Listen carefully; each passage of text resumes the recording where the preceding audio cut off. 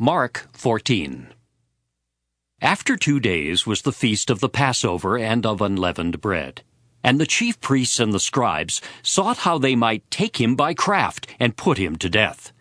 But they said, "Not on the feast day, lest there be an uproar of the people." And being in Bethany in the house of Simon the leper, as he sat at meat, there came a woman having an alabaster box of ointment, of spikenard very precious, and she brake the box and poured it on his head. And there were some that had indignation within themselves, and said, "Why was this waste of ointment made? For it might have been sold for more than 300 pence, and have been given to the poor." And they murmured against her.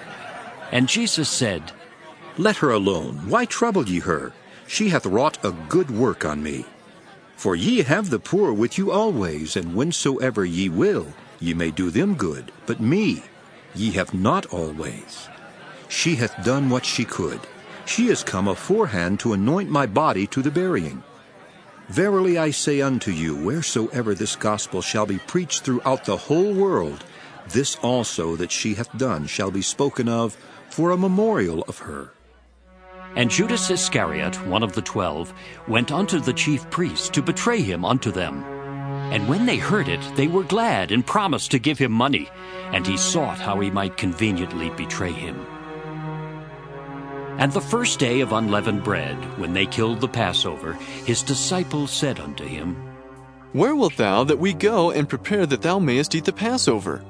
And he sendeth forth 2 of his disciples, and saith unto them, Go ye into the city, and there shall meet you a man bearing a pitcher of water. Follow him. And whatsoever he shall go in, say ye to the good man of the house, The master saith, Where is the guest chamber, where I shall eat the Passover with my disciples?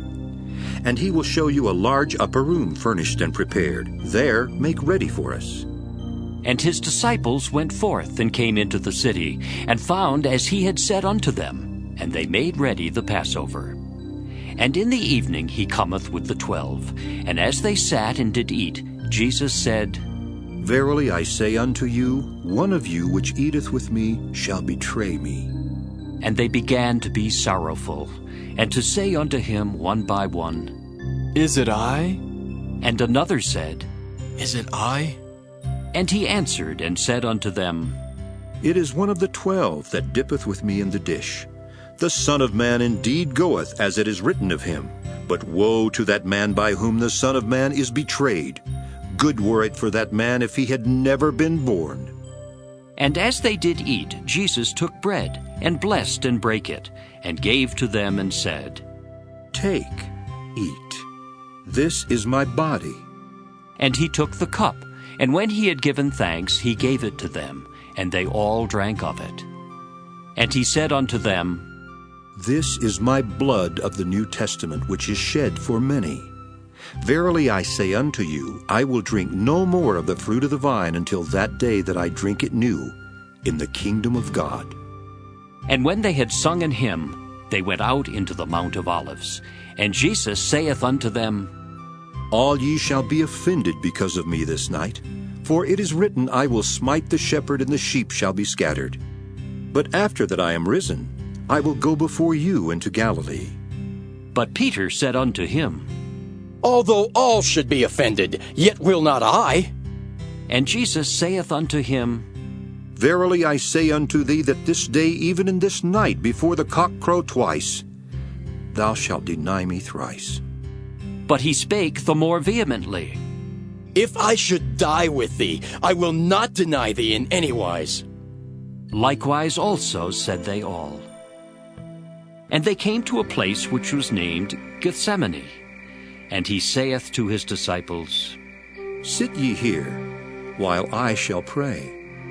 And he taketh with him Peter and James and John, and began to be sore amazed, and to be very heavy. And saith unto them, My soul is exceeding sorrowful unto death. Tarry ye here, and watch. And he went forward a little, and fell on the ground, and prayed, that if it were possible, the hour might pass from him. And he said, Abba, Father, all things are possible unto thee. Take away this cup from me, nevertheless, not what I will, but what thou wilt. And he cometh and findeth them sleeping, and saith unto Peter, Simon, sleepest thou? Couldst not thou watch 1 hour? Watch ye and pray, lest ye enter into temptation. The spirit truly is ready, but the flesh is weak. And again he went away and prayed, and spake the same words. And when he returned, he found them asleep again, for their eyes were heavy, neither wist they what to answer him. And he cometh the third time, and saith unto them, Sleep on now, and take your rest. It is enough. The hour is come. Behold, the Son of Man is betrayed into the hands of sinners. Rise up, let us go. Lo, he that betrayeth me is at hand. And immediately, while he yet spake, cometh Judas, one of the 12, and with him a great multitude with swords and staves, from the chief priests and the scribes and the elders. And he that betrayed him had given them a token, saying, Whomsoever I shall kiss, that same is he. Take him, and lead him away safely. And as soon as he was come, he goeth straightway to him, and saith, Master, Master. And kissed him. And they laid their hands on him and took him. And one of them that stood by drew a sword, and smote a servant of the high priest, and cut off his ear. And Jesus answered and said unto them, Are ye come out as against a thief, with swords and with staves to take me? I was daily with you in the temple teaching, and ye took me not. But the scriptures must be fulfilled. And they all forsook him and fled. And there followed him a certain young man, having a linen cloth cast about his naked body. And the young men laid hold on him. And he left the linen cloth and fled from them naked. And they led Jesus away to the high priest, and with him were assembled all the chief priests and the elders and the scribes. And Peter followed him afar off, even into the palace of the high priest. And he sat with the servants, and warmed himself at the fire. And the chief priests and all the council sought for witness against Jesus to put him to death, and found none. For many bare false witness against him, but their witness agreed not together. And there arose certain, and bare false witness against him, saying, We heard him say, I will destroy this temple that is made with hands, and within 3 days I will build another made without hands. But neither so did their witness agree together. And the high priest stood up in the midst and asked Jesus, saying, Answerest thou nothing?